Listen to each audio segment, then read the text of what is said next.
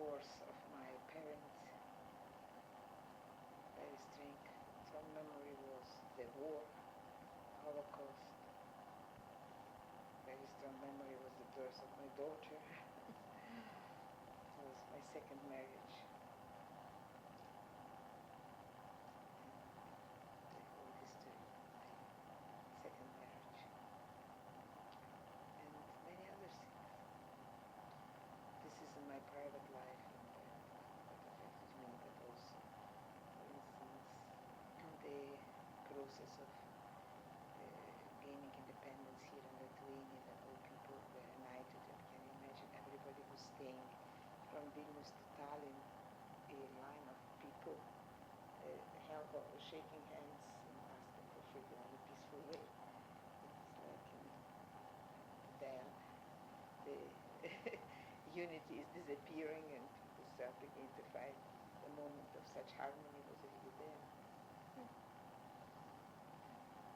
Of course, many, many more.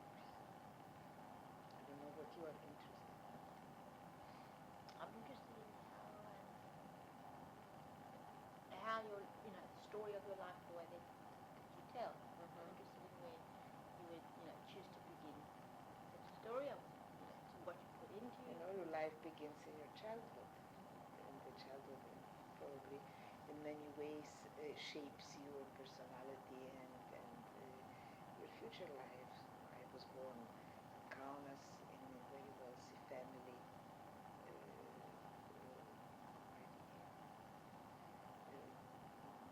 My parents went already out of the Jewish shtetl and they were already Europeans and spoke many languages. I had a very happy childhood, except that my parents didn't get on very well, so this made me suffer a lot, of course. I loved very much my grandparents, and we observed their Shabbat, I was always going to on Friday.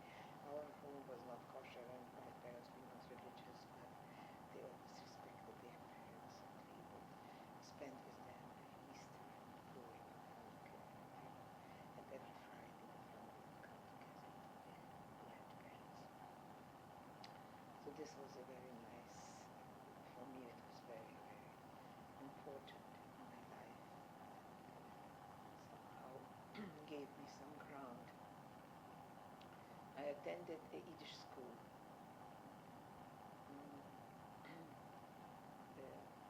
And it was a very good school, but very left-winged. And we were told that they were Yiddishists, and this was a country, the Soviet Union, where everybody's free and everybody's equal, and the land doesn't belong to the exploiters and so on and so on. And in some way, it sounded very nice, but I must say that I believed and did not believe. It was very somehow controversial. In '38, my parents divorced, and I stayed with my mother. And when the Soviets came, my father was out of the country. He married as a woman and survived the war in Belgium, and my mother perished in the first days of the war. It was a very tragic story because when my mother was just recovered from her operation and from the divorce and from everything. And she just recovered from the divorce, and she's in the Soviet time she was working in the Ministry of Trade, but she could start.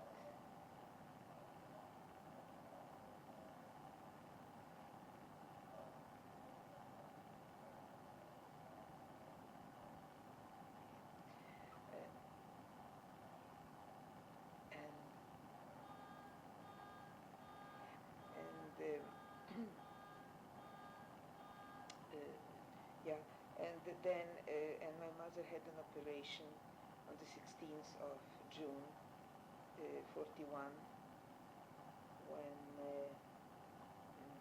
the operation went well and she would recover but on the 22nd the war started, and she couldn't escape because she was still ill and on her bed.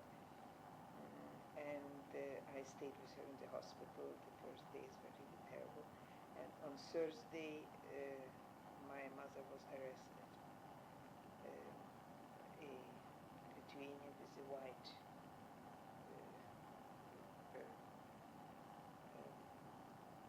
such, I don't know how to call it. Armband, yeah.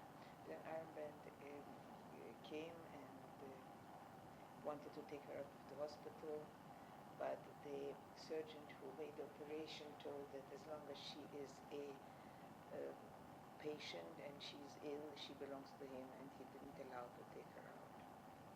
He was a Lithuanian surgeon, very nice man, Professor Kanauka. But I had to leave. They didn't allow me to stay with my mother, but I had to bring on Friday her clothes.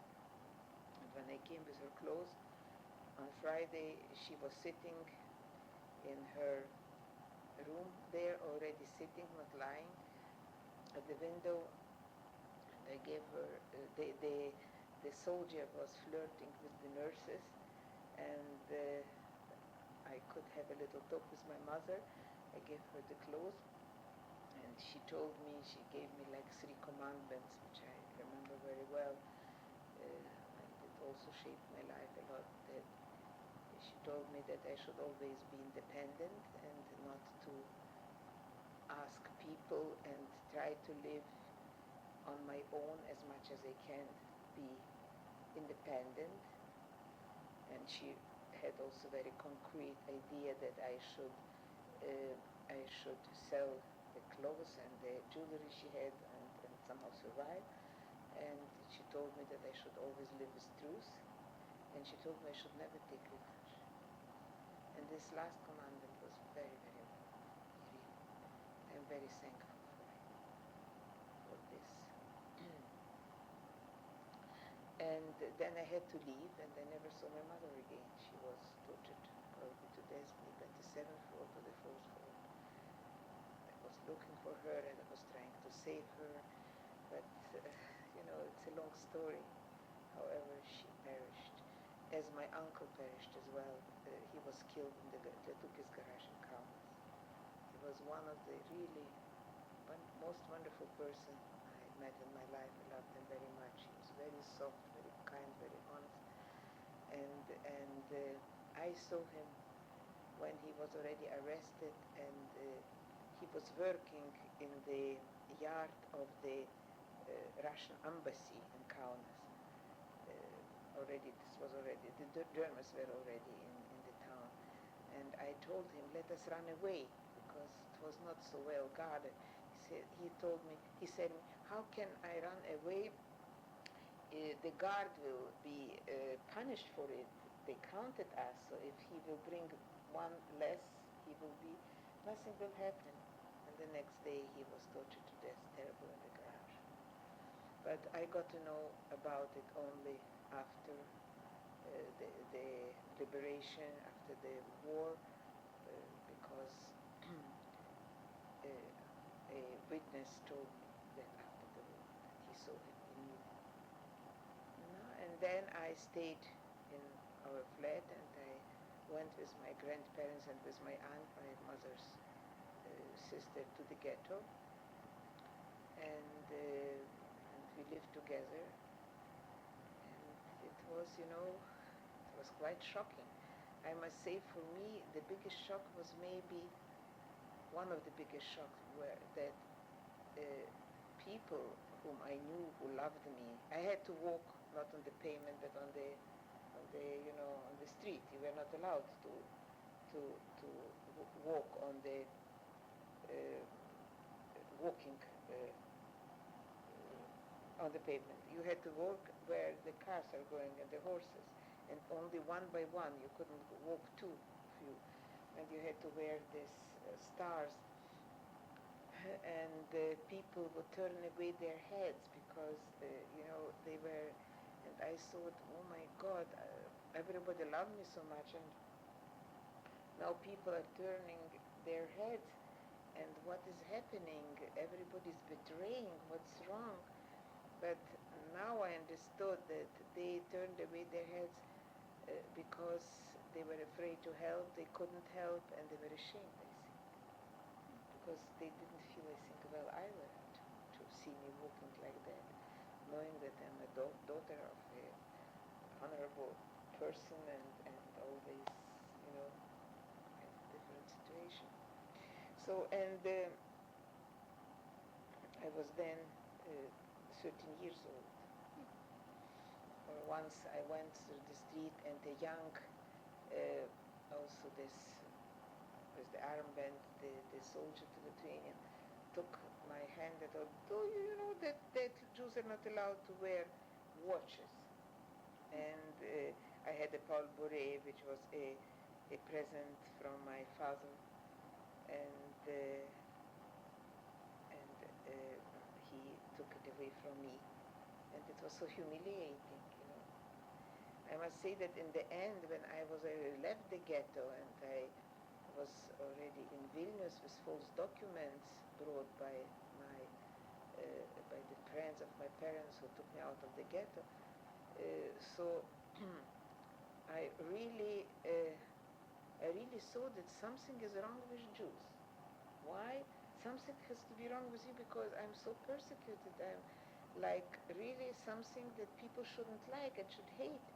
And I remember when I came for the first evening to my, I had to change places where I was staying because it was very dangerous to keep a Jewish person, as you know, and finally I got into a house of a woman, Mrs. Ladigiene. She is in Yad Vashem. She's the righteous in the world, as other savers of mine.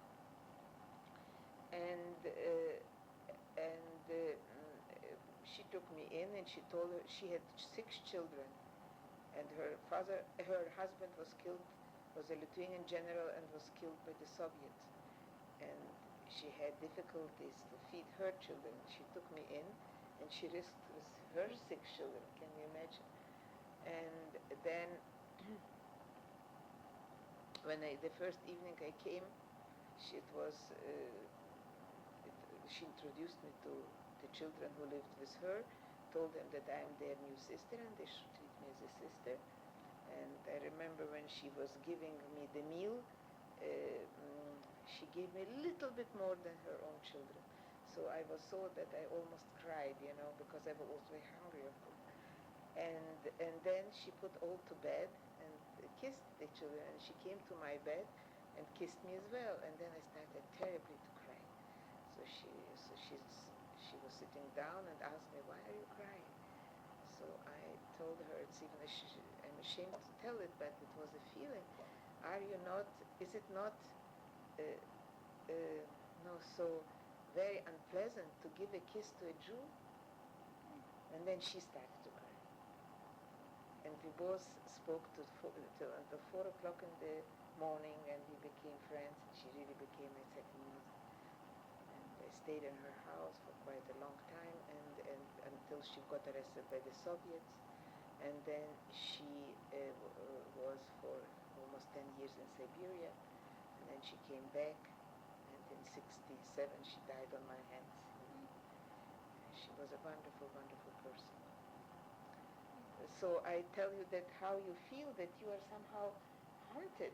Everybody has to hate you, so something is wrong with you. You get almost such a feeling.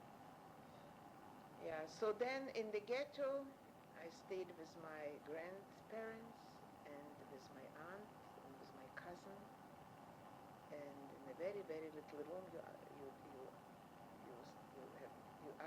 pupils or students what is ghetto life about, and how that you have to be very close. Yeah, we had really very little space to live and very little food, and I must say that in the ghetto I remember that you were always hungry. You were always like feeling that somebody is shooting at you, and it was like, the feeling that here you had a fear in your back that somebody is going to shut you, or here, I don't know, you were always afraid, and I must say that I also was always very much wanting to learn, and the fact that I couldn't learn was very, very hard to take.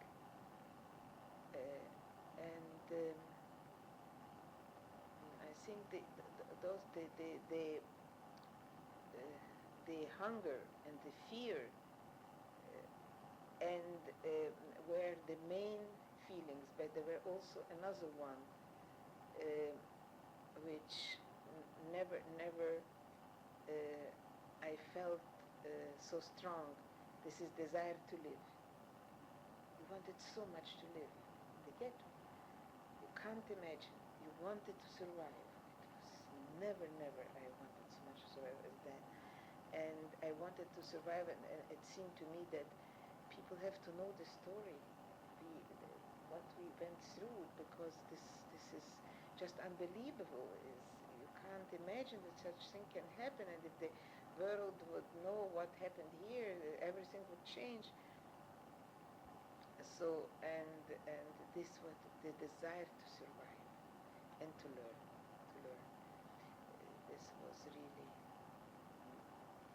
hunger, fear, desire to survive, and the feeling of wasted time, wanting to learn more, because it's the age when you really, I always wanted to learn, to study. So those were the main terrible feelings. And you were never secure. You mentioned that people took their possessions to the ghetto, and really we could take. But then the action started when everybody came and took away everything from me. And I remember even when we had an action when the Germans came and were searching for soap and for fat and for gold and for everything, and they just escaped by miracle that they didn't gynecologically search. They would do it also. Maybe gold is hidden there. So they took away you brought into the ghetto some food, some to have it in storage and so, and they took away a lot. Of course, some people were able to save it, but we were quite poor in the ghetto, I must say. And then I got ill. I was 6 weeks lying with dystrophia because I was undernourished. And I went to work to the airport, which was hard work at night and so on, terrible. And I saw this dying, really like flies, Russian soldiers who were taken, how you say it? Prisoners of the war, yeah. They were even worse than we were in this very moment. And you had to go there by food. It was quite a distance, and come back, and it was really, and then I really collapsed. And then friends of my parents got me work in the Werkstätten. I was in the Spielzeugabteilung, where we made for the Germans different toys out of materials which we got from the 9th Fort, where they were shown. Did you know that? We guessed, because we saw sometimes on these suitcases were written from Belgium or from Paris or something like that. So we guessed at something that was we couldn't imagine that they were killed. We knew it, we didn't know. It is very strange, very thing. You know and you don't believe in it. And there were many actions, but the worst action was the big action on the 28th of October, 41. And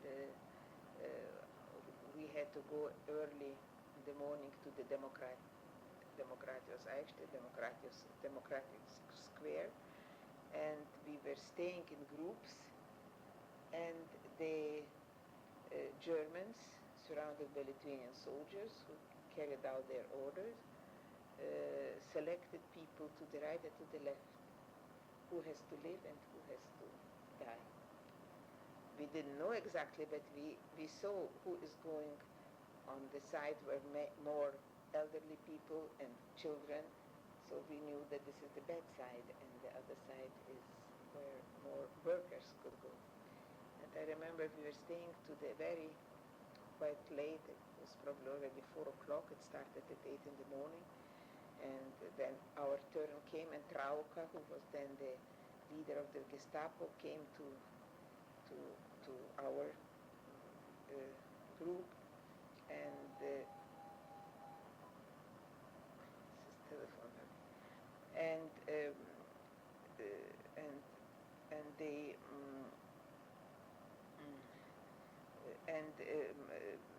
some of our relatives were taken, elderly people were taken to the bedside, and then my aunt went through, and I was staying with my grandparents, my grandfather and grandmother.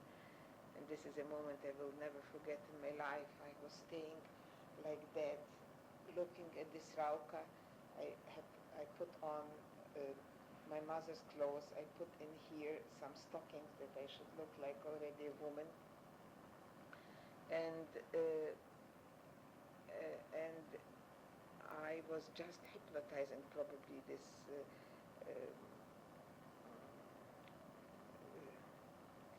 the Gestapo leader, Rauka.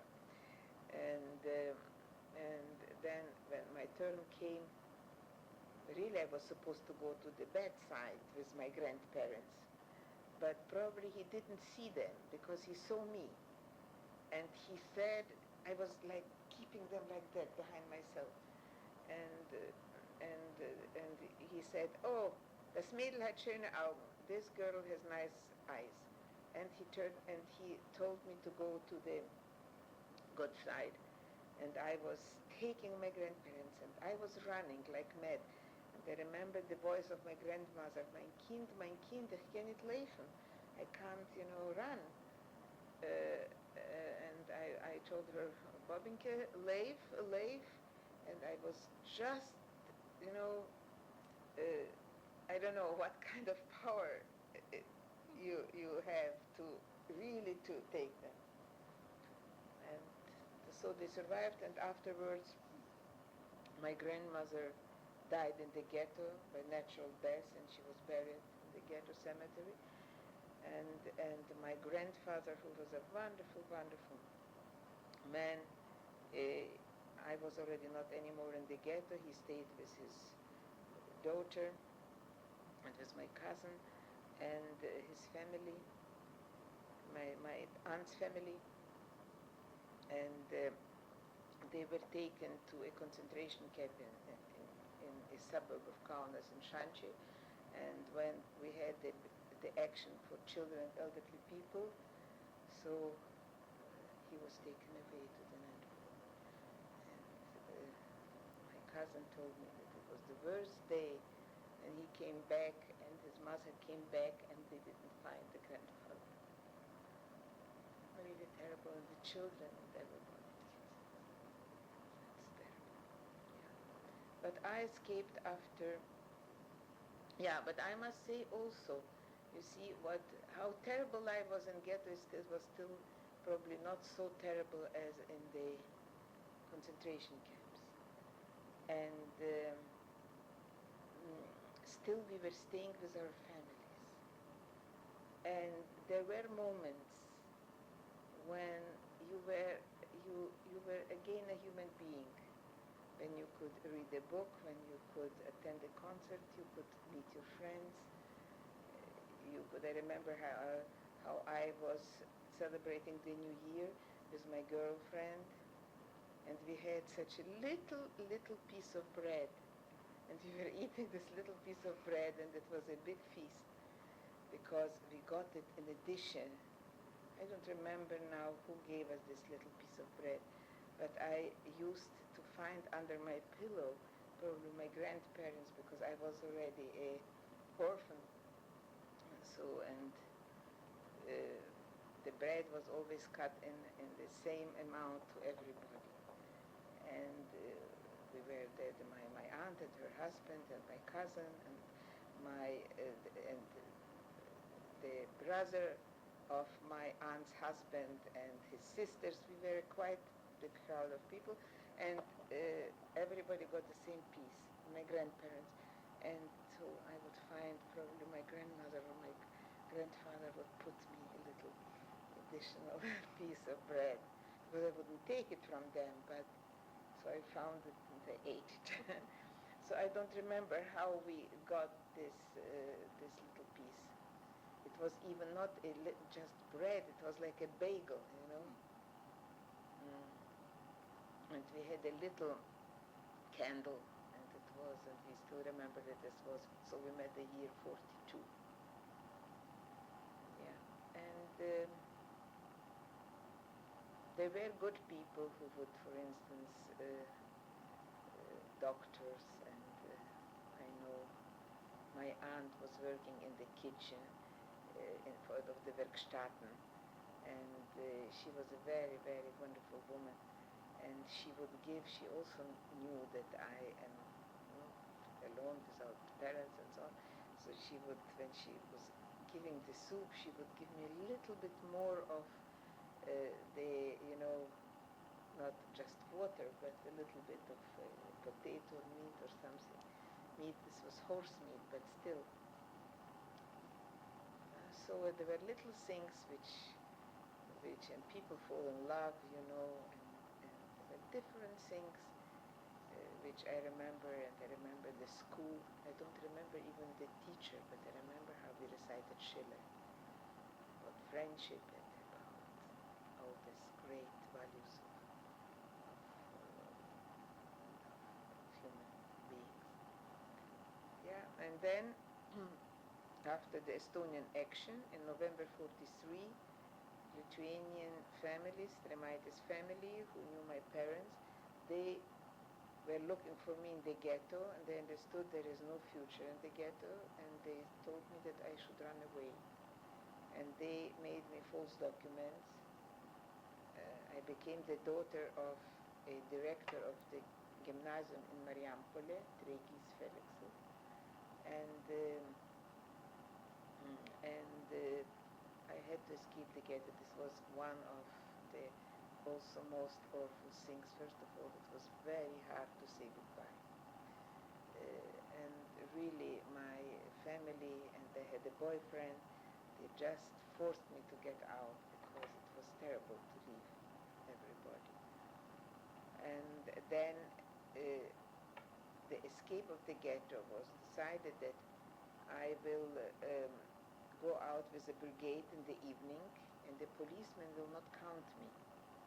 So, and then my stars will not be sewn, but they will just be so a little bit with a needle, And when I go out, I should take them off, and a friend will take it off from my back. And when the minute comes, we had to wait at the gate 2 hours or more. So I was not in time out of the ghetto, and I had to. You go with the brigade, and there's soldiers who are watching you, and I have to step out from the group of people to the walking part of the street. And this is the most awful moment, because you can be noticed, and then you are shot on the spot. There is no other way. But still, somehow, I managed to step aside, and then the main thing was not to run. Be quiet. Don't show that you're nervous. Go very slow, because if you run, then you're getting sick. And and I ran away, for instance, here was the gate, here was such a little street, and here was already the big street which led to the bridge. So I was stepping out here, and I had to go around the corner, and then I can disappear. So these steps around the corner, I will always remember, how I had to, but I was alive, but of course on the bridge nobody was there. It was already dark, and I had to find the house, where to go. But I knew where they lived, but not so exactly. And I knocked the door, and can you imagine? It turned out that I knocked the door of the housekeeper. And the housekeepers, they were the most dangerous people because they all worked in Gestapo. But because I spoke very well Lithuanian, and it was already late, so I asked where they lived. So he showed me the door, and I went there, and I told them. So they didn't sleep the whole night because they thought I knocked at the door, and I asked for them. And so he knows already. So Gestapo will come. So I know it was a terrible night, and in the morning they took me immediately and brought me over to Vilna. The wonderful people, the Termitis family, really, they risked their life. They had 2 children, and they took care of me, and were always looking for places for me when I was already in Vilnius. And when I came, Joseph, my savior, he brought me to his sister, who was a dentist. And I was staying with her for 3 days, but she couldn't sleep, she couldn't eat. Her nerves could. She wanted to help me, but she couldn't because she was just dying out of fear, She had children as well. I can understand that, don't blame her. So I had to leave her, and then I went in the house of a surgeon. He was the brother of my savior, Onote, the wife of Joseph. And he was a bachelor then, and I was staying with him 2 months. He was a very, very nice man. And he told me, look, you must look like everybody. I'll give you money, make yourself a nice, permanent. So I went to the hairdresser, and they curled my hair, and it looked much more Jewish. And then without, it was terrible. And of course, I went to the church, and like to behave like everybody. But once he had Bohemians around him. He was such an artistic nature. And once his friend came and brought Van Gogh. And I liked very much. I knew Van Gogh from my parents' house, and I liked him very much. And I said, it's Van Gogh. So they were all looking at me. What kind of girl? He said that I am a girl from the countryside. So what kind of girl from the countryside who knows Van Gogh? So it was a little bit, and then rumors started to spread around, and I had to leave his house. And then I came to another family, a woman with a daughter. Her husband was arrested by the Soviets, and I stayed with her 2 months. It was not so pleasant to stay with her, but for different reasons. And I don't want to mention what is not so good, because still she kept me in her house, and she is not anymore alive, so let her stay in peace. But however, one day I was working in a orphan home with little children, and like I would wash the floor and look after the children and wash the laundry and so on. And one day I came from work, and I was lying, my bed was in a storage room behind bottles and different, and I don't know, many things were standing there, and you couldn't see really the bed. And suddenly Gestapo came into the flat, and they were searching all over. They opened the door of the storage room, so quite a big room, and again God saved me because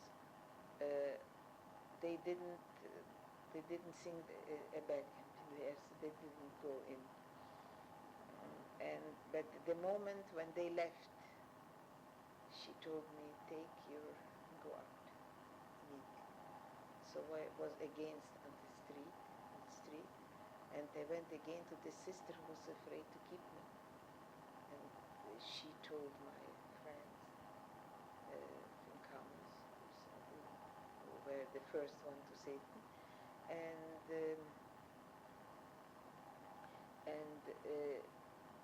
they found a place with this Ponya Litigenia I mentioned to you when I came to her. We cried both. So I came to her, and with her I stayed already to the end.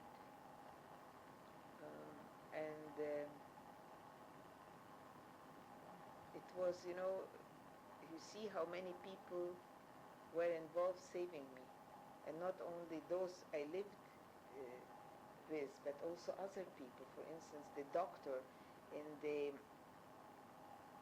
orphan home, the director of the orphan home, Dr. Udaitis, he was also risking. He took me in, knowing that I'm Jewish, and so on. So, and many other people were involved in it, and I always feel that,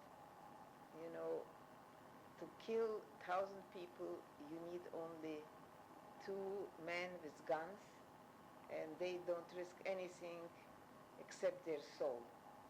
And to save one person, you needed the tremendous courage of many, many people. And we should never forget it, because, I believe in Maimonides, who said, who killed one person, kills the world, who saved one person, saves the world.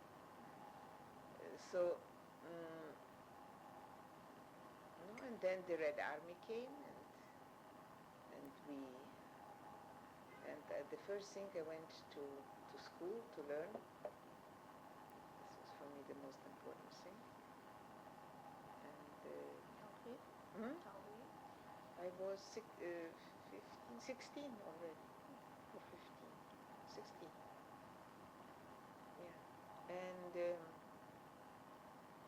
then I stayed with this Lithuanian family until she was arrested,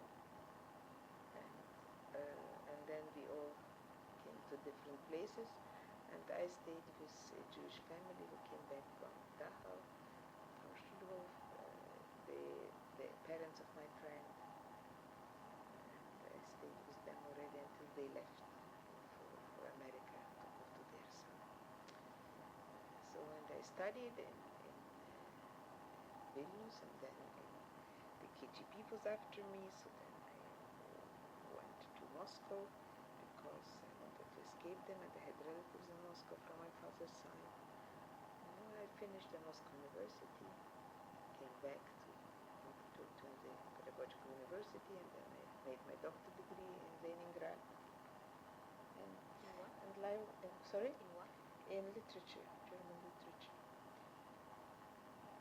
Heine was my subject. So this is short. I don't know. You can talk and talk without an end. I don't know. Such a.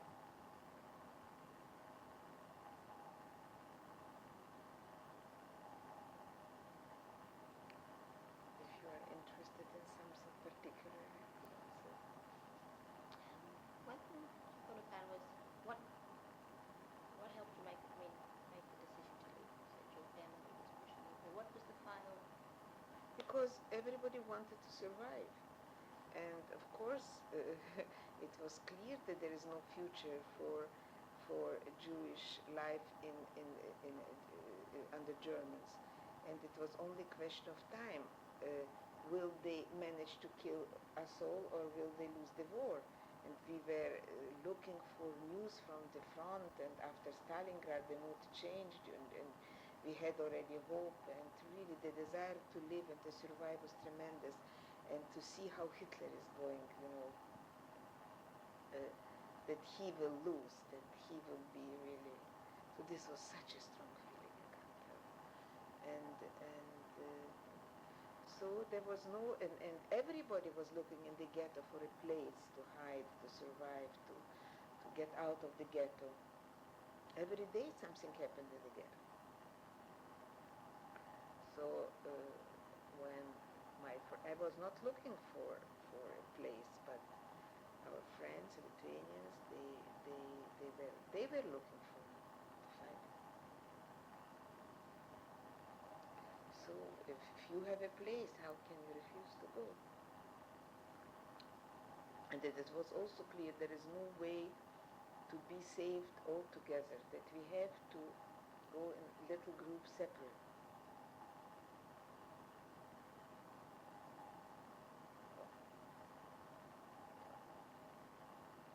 I didn't leave behind anybody who would be dependent on me. My grandfather was looked after. He was with his daughter, with his other grandchild. It's my cousin, and I had no brothers, no sisters. Already my other cousin, two cousins went already in hiding. It was the mood that everybody was looking.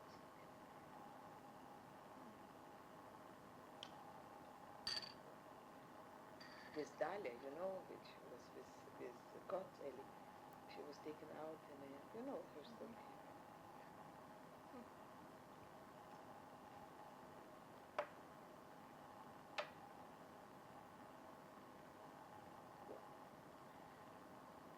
But I met also a lot of goodness, and all the people who were, this Professor Kanauka who didn't let my mother out when he did what he could do, yes? Our former maid who brought me a piece of bread, our friends who were looking for me to save me, in the ghetto, the people who were arranging for me this place in the Werkstatt and not to go to the airport to work. The other people who helped to save me. All that, I must say, is not only saved not only my life but also my soul, because I saw also goodness. In these terrible times I saw goodness. How good people can be. And how they can share their last piece of bread.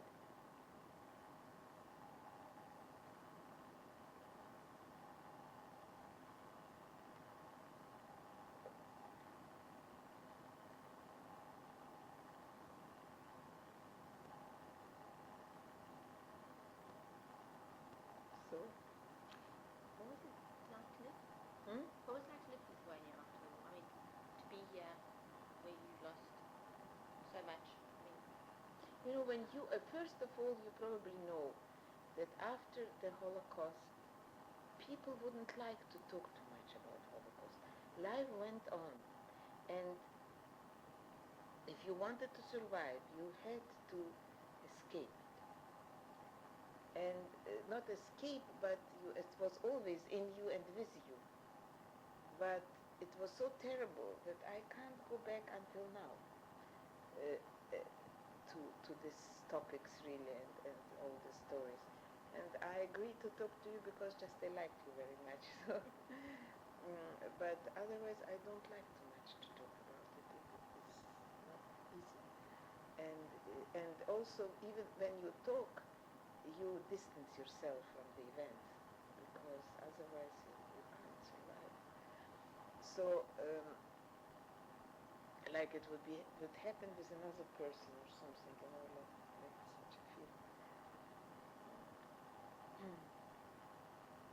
And I must say that we were studying, and we were we made friends, and life goes on. Life goes on. The Soviet times were quite horrible. This KGB and everything was quite horrible. I escaped the KGB. They wanted to make out of me an informer. So I knew that I will never become an informer. So, and it's very good if you have no choice. If you made up your mind, then it's easy. Of course, until they don't torture you. They didn't torture me physically, maybe psychologically, but they would keep it the whole night, and then one group comes and talks you in a nice way, then another come put a pistol on the table and shout at you and made projectors in your eyes and everything. But if you know that there is no way you can sign a paper that you will become an informer, so it is quite, it's not the worst thing which can happen to you the night in the KGB.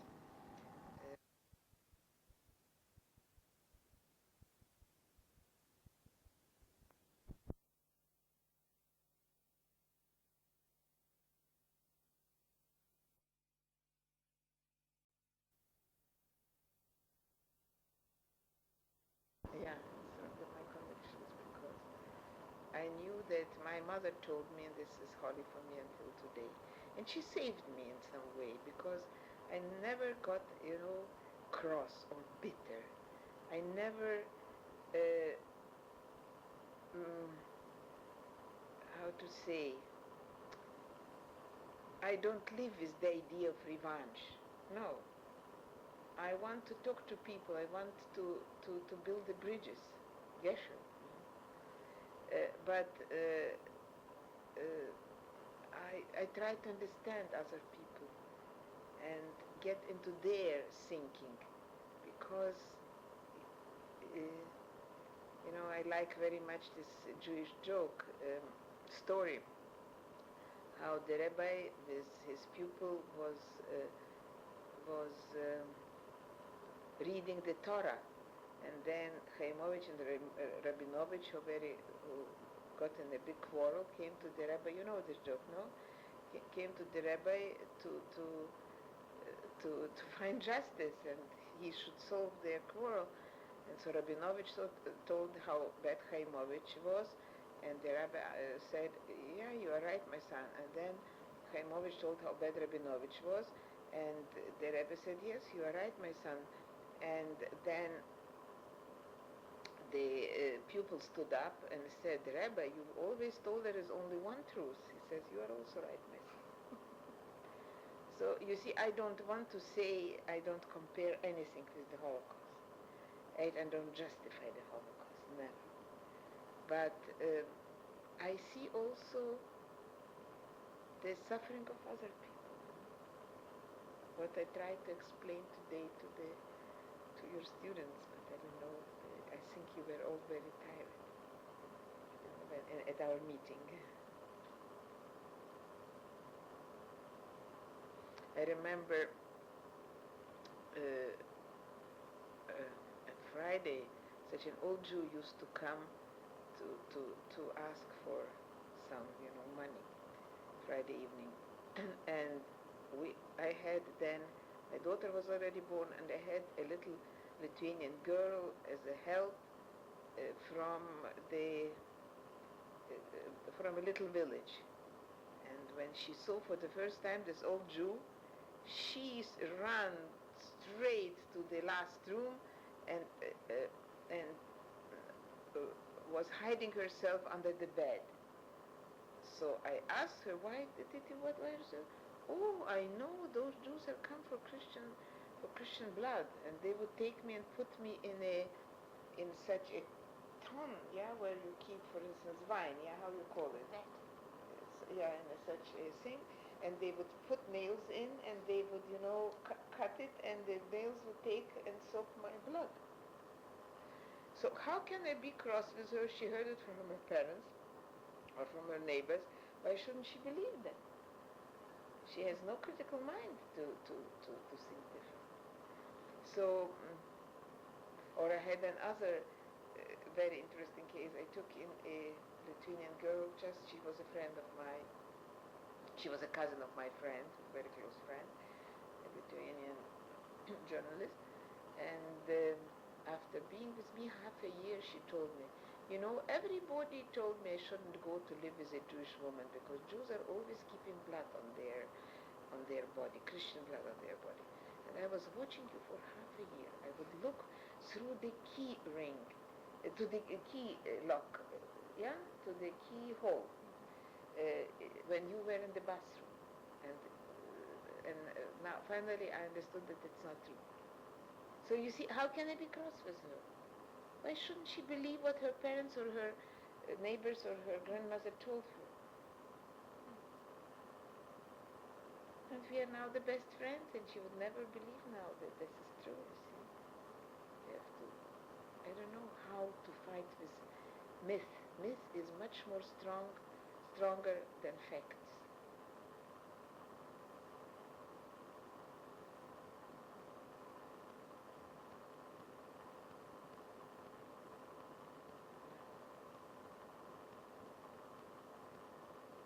So I try to go through life with patience, with understanding, with love, and I think that I achieve not less than with fighting, because I had already very many examples. For instance, I had it was a TV program, and I spoke there a little bit.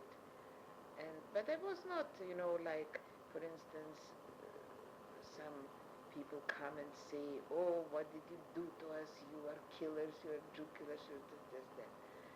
And I got so many letters and so many phone calls when people said, we feel guilty because I didn't accuse.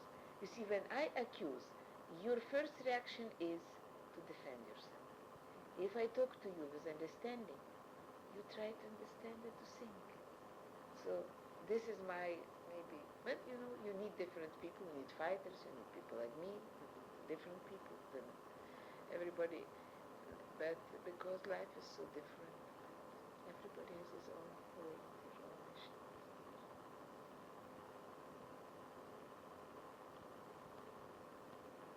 I couldn't, for instance, having so many Lithuanians saving my life, and I saw, and also there were quite a few Jews saved by Lithuanians, and if they didn't save, I can't accuse them. It was, you can't demand people to sacrifice their life for you, but so how can I say, oh, Lithuanians are Jew killers or this or that? There were some, of course. And it is a Lithuanian problem to understand what happened. But not for us to accuse. It has to come. But probably accusations are also needed, because then some people should probably accuse because, or mention it, because it is also, otherwise you can forget. But from the other side, I was so touched when you were all sitting in this yard, where 1,200 people were selected for death today in the Judenrat, and you were talking so nicely, and the children were sitting around and freezing and listening to it. So I think if I see such, even being a Lithuanian, if I am a little bit sensitive, I must understand. They're so nice people, all of you, and I thought, yes, you could stay here and be killed before. It's not terrible what people are. My close friends in Israel tell me that Israelis are getting more and more cross with the Palestinians, and of course, Palestinians, I'm so afraid that there will happen something, the Holocaust.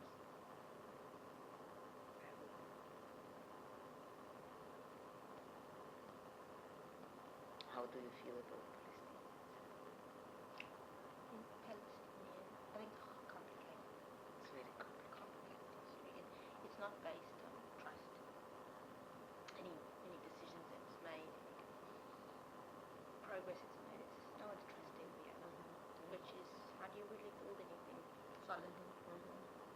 But the problem is that Rabin, he said you don't make peace with your friends, you make peace with your enemies. You know, it's like that's the situation. You just have to do it. Yeah. You know, you can't live with the people, can't take away their rights. I mean, you haven't taken away their rights, but you can't be responsible for occupying people with no rights. No. You have to give it a chance. Yeah. So we don't have any option. Yeah. You know, you have to just take that step. I think it's not an easy process because they don't trust. I hope there will be no bloodshed in Israel. I'm so afraid.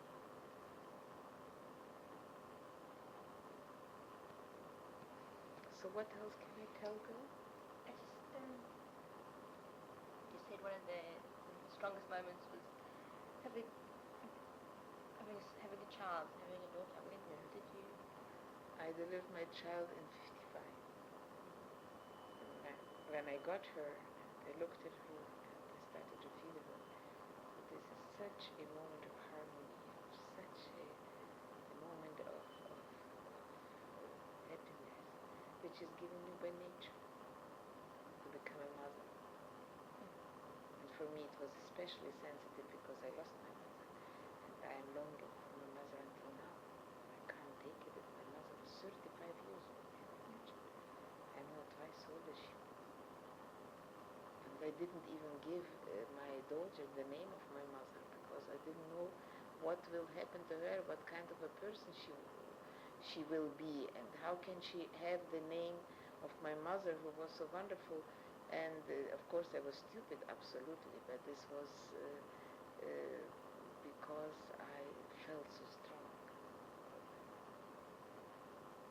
It was abnormal, not in the tradition. Now I'm sad that I didn't give her the name of my mother. You didn't want to give up because I didn't know my mother was so wonderful. Maybe she will be not a good person, so why should she have the name of my mother? I thought she can be only honored with the name, but just given, I never changed my surname because because everybody died and I kept all of them. My maiden name.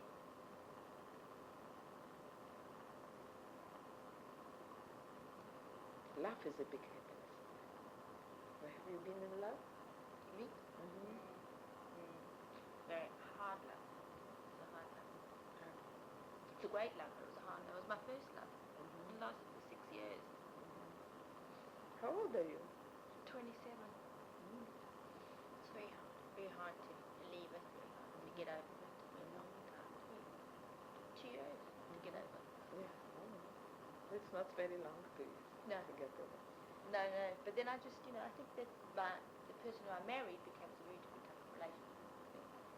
You are married already. Yeah. And you love him. I love him. He's a wonderful, wonderful guy. But once you have that kind of hurt in your system, it's a very different kind of relationship. Different kind of relationship. Different kind of things are important. Different things are important. I chose a country over him. I chose to go live in Israel instead of stay with mine. And that was always hard. I mean, ultimately, it was. So you went because of your husband to Israel? I left. No, I went to Israel because I wanted to leave Israel. I wanted to go try at least to see what it was like. And I had to leave my old boyfriend. He said he was going to come, but he never came. So I waited and I waited and waited. He didn't come. And then I just realized that obviously I didn't want to be with him enough. Because I would have just come back. Yeah. But I didn't. He wanted you to go back. But it was a complicated relationship. We were very young. And he also, I think he was just. I found out later that he cheated on me and I never knew. I see. just realised that I can't spend my life No. with someone here. So, because every time I went away, she told me whatever reason I couldn't. So I stayed, but it was very difficult. Yeah. Oh, yeah. That's right.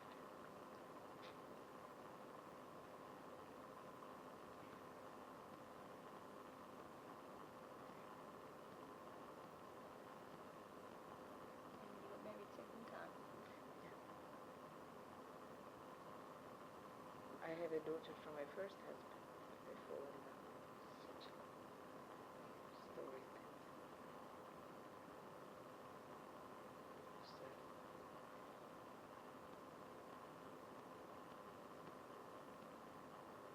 my husband, my second husband, died. I was being as a widow. My last love is the foundation.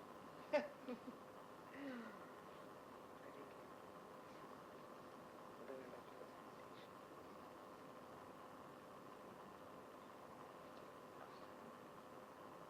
Lost my dad a few months ago. It's very hard. He must be young. He must be It's your age. already so not so I'm the youngest. Big family. very big. And your mother stays still alive? No, she's 11 years younger. She's got really ill very quickly. We were in Israel. Came to visit my parents. Also, didn't have a good relationship. All these years. They were married 40 years. They didn't have a good relationship.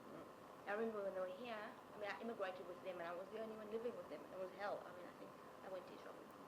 I just didn't like where they weren't happy with each other.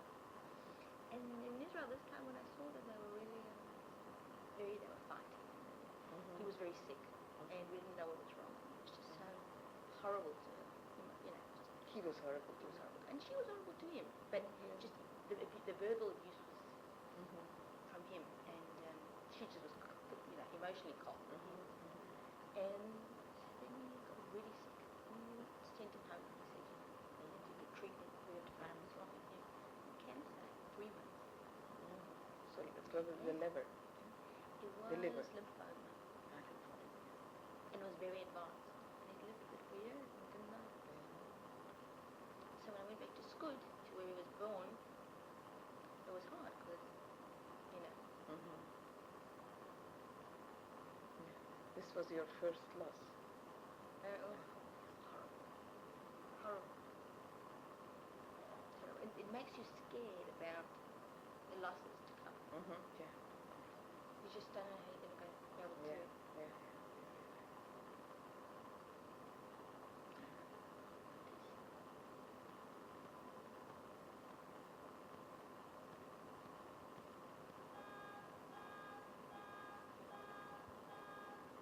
Probably the sessions at 11. You have to go to sleep. And you have to go to sleep. I will order you